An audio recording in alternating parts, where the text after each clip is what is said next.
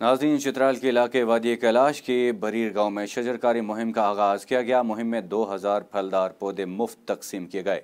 چلغوزہ project اور محکمہ جنگلات کے اشتراک سے اپنی نوعیت کے اس نرالے شجرکاری مہم میں کسی اہم شخصیت کو بلانے کے بجائے کیلاش قبیلے کی خواتین اور بچیوں سے پودے لگوائے گئے، جس کا مقصد ان میں درختوں سے اپنائیت کا احساس پیدا کرنا تھا، جہاں ان درختوں سے پھل حاصل کر کے ان کو ذریعہ معاش بھی ملے گا اور شاہ تراشی کر کے ایندھن کے طور پر بھی استعمال کیا جائے گا۔ مزید جانتے ہیں گل حماد فاروقی کی اس رپورٹ میں۔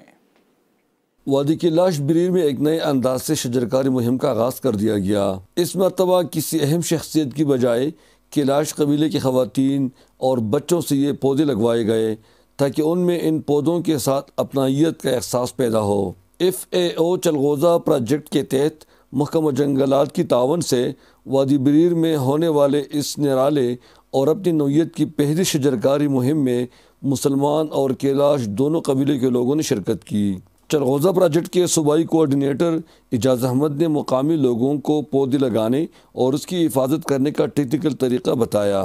علاقے کی خواتین ان پھلدار پودوں پر بہت خوش ہیں۔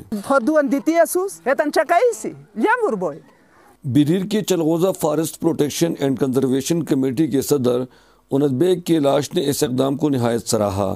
اس کا فائدہ یہ ہے تو سب سے پہلے تو یہاں پودے لگانا تو یہاں جنگل جو سیلاب کا جو حل ہوتا ہے، سیلاب نہیں آتا ہے۔ تو دوسرا یہ جو ہے یہ پھلدار پودے ہے جو ان کا جو لوگوں کو فائدہ بھی ہوتا ہے، جو یہاں مارکیٹ بھی کرتا ہے تو نیچے لا کر تو بیچتا بھی ہے۔ جنرل سیکرٹری شمس الربیع نے بھی اس سے نہایت مفید قرار دیا۔ اور اس سے ہمیں بہت زیادہ فائدہ ہوگا، خاص طور پر جب یہ میوہ پودے اس علاقے میں زیادہ مقدار میں ہوں گے تو یہاں پہ فروٹس کی مختلف اس کی اور یہاں کے لوگ مارکیٹنگ بھی کریں گے۔ Sub divisional forest officer Umair Nawaz نے کہا کہ اس منصوبے سے جنگلات پر بوجھ کم ہو جائے گا۔ تو اس کو ہم نے اس بار فروٹ پلانٹس ان کے لیے ارینج کیے ہیں تاکہ یہ لوگ فروٹ پلانٹس لگا سکیں اور اس سے جو بھی ان کو وہ آئے گا، پھل آئے گا یا جو بھی، وہ اپنے لیے بھی استعمال کر سکتے ہیں اور مارکیٹ کے لیے بھی یہ لوگ اس کو لے جا کے استعمال کریں گے، بیچیں گے ادھر۔ اعجاز احمد کا کہنا ہے کہ مقامی لوگوں کو متبادل چولہے فراہم کریں گے اور ان میں باغبانی کا مقابلہ بھی ہوگا۔ اس کا ان کو یہ فائدہ ہوگا کہ یہ مستقبل ان کی جو فروٹ کی ریکوائرمنٹ ہے وہ بھی پورا کر سکیں گے، کیونکہ یہ ایک بہترین ڈیسٹینیشن ہے ٹورزم کے لیے۔ تو یہاں جو آرگینک ایپل وہ بھی پیدا ہوگا یا دوسرے فروٹ پیدا ہوگا۔ تیسرا جو ہنی بی کیپنگ ہے، اس کو بھی ایز اے آپ کو بی فلورا ملے گا اور یہ ہنی بھی پروموٹ ہو جائے گا۔ مقامی خواتین نے متبادل ایندھن یعنی گیس یا سستی بجلی کا مطالبہ کیا تاکہ کھانا پکانے اور سردی سے بچانے کے لیے جنگل کی لکڑی کم سے کم جلائے۔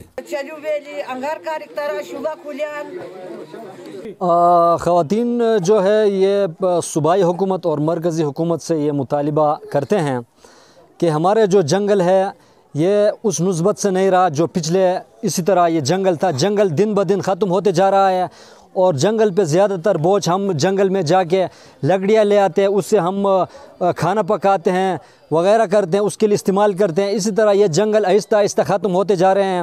پروگرام کے آخر میں نہ صرف کیلاش خواتین اور بچوں سے پودے لگوائے گئے بلکہ ان میں 2000 پھلدار پودے بھی مفت تقسیم کیے گئے۔ ان درختوں سے پھل حاصل کر کے مقامی لوگوں کا ذریعہ معاش بھی ہوگا اور شاخ تراشی کر کے ان کو جلائیں گے بھی۔ اس طریقے سے جنگل پر بوجھ کم ہوگا اور یہ علاقہ قدرتی آفات سے بھی بچایا جا سکے گا۔ گل حماد فاروقی، چینل 51 نیوز، چترال۔